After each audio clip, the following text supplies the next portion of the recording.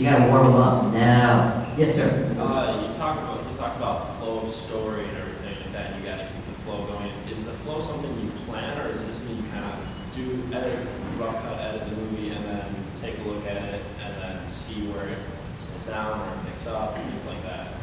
We'll ask you a little. The question, Stephen, is, we're talking about rhythm and the flow of the story, and is that something that we know about ahead of time? Is that something we discover as we're ending, and then changing, and then going back? How does that usually work for you? You think you know the rhythm until you edit, and then it changes. You have to actually, you have an idea of what you think the rhythm is going to be, and then you protect it just in case it's not the way you think it's going to be. Yeah, I mean, you hope it's in the script. As you're reading the script and you're visualizing this movie and you're seeing it, you're hoping it's all there, but 99% of the time, there are things you will have to tweak and discover a new rhythm. And then if you're lucky, I talked the first day about happy accidents when you're on set. Something unexpected happens that you're all open to, and that actually improves the film. Same thing happens in the editing room. You'll see something, or Steven will see something, and he'll go, oh, wow, what was that? Hey, what about this? And we'll start watching, the scene from a completely different point of view, and start cutting it that way, because the story takes us there. I mean, that's the really cool thing, whether you're on set, or whether you're in the editing room, when the film actually starts talking to you, and it gets to a point sometimes where you're just kind of an observer, because the story of the film takes over. If you're lucky, that starts to happen. Is that correct? Yeah, yes. And there are people who are ultra control freaks about how everything should be shot, and they plan ahead. And then there's a step above that where you're a control freak about allowing things to happen. For example, Kubrick was a major control freak, but he believed in accidents. So he would keep doing things until some accident showed up. Clockwork Orange, they kept shooting this one scene over and over again, knocking down, got really bored, and until he got up and started doing Singing in the Rain. And Kubrick said, wow, that's it, that's the way. They actually went and called New York and said they could get the rights for the song, changed the whole movie. But you wouldn't expect that from a guy like Kubrick, because he's so famous for being so careful and meticulous and controlling. But he was actually trying to control and create accidents, allowing a space for accidents to occur. So yeah, that will happen. Actually, on Babysitter, when I was shooting the opening sequence, this beautiful girl that I was filming in a rather cool fashion, because she was riding on this board, I'm a bit of a sadist, I'm sure. But as I was pointing down at her stomach with all the lines on it, I thought, well, that was cool. I started panning across, and it was almost like, it didn't look like skin anymore. It looked like sand or some weird landscape or something.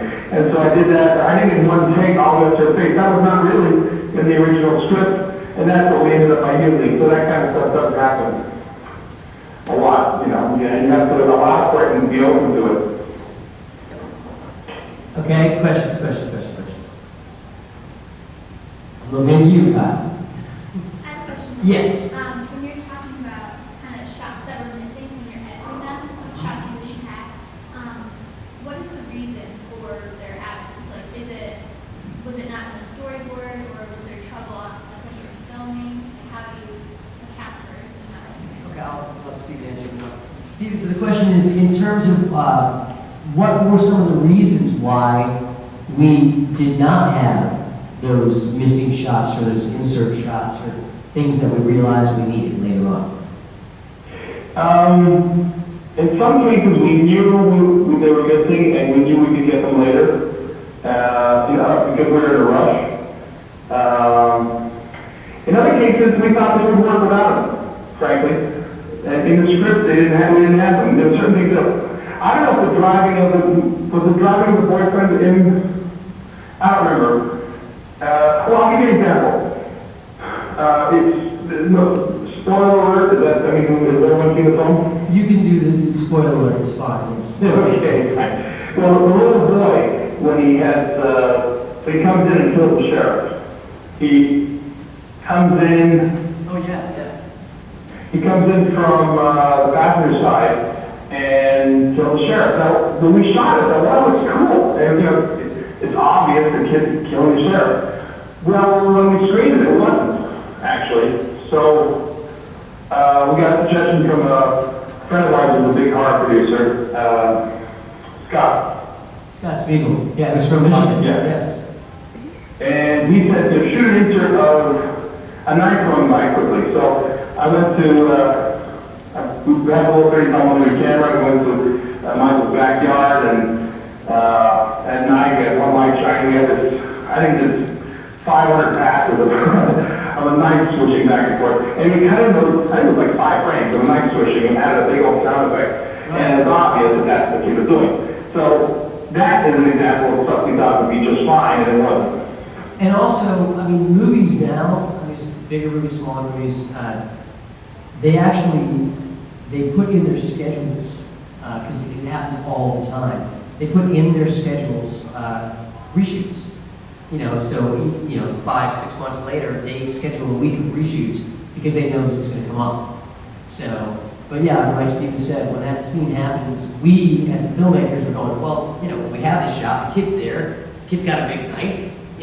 The guy's, he goes back and blood goes everywhere. It's like, of course he got stabbed. But when we watched it, people would go, well, how did the knife get there? So that's what we did. We went to my backyard and we just basically did this. We shot like here, very, very close, and I just went like that. And we used, literally, it's a quarter-second shot in the film. Just a flash of a knife. There's that. There's even the same guy, Scotty Spiegel, who plays the doctor at the end. He's a big-time horror producer, and he grew up here with Sam Raimi and Bruce Campbell. He's part of those guys. So he played this cameo in the movie, and he was the first person that we brought to the editing room to screen the movie when we were done, because we just we knew he was friendly. He wasn't going to kill us, but he was very excited. But he had these very specific thoughts about the insert shots that we needed. And the other one, Steven, for the same scene, and again, this is where you go, we're making a horror movie, it's okay to make people cringe. I don't know if you guys remember, but we have, when the knife is in the sheriff's throat, we have a shot of the kid. The kid pulls the knife out because he's going to go after the girl. Scott said to us, you guys need an insert shot of that knife coming out of his throat. So that's another thing that we shot in our office. A close-up of just, the makeup person came in, we put some fake skin on, like a dummy, and I think it was like a styrofoam, you put wigs on, what do they call it? Mannequin. And that's what we did. We covered it with fake blood, and we pulled the knife slowly out, and we shot super tight, and that went into the film.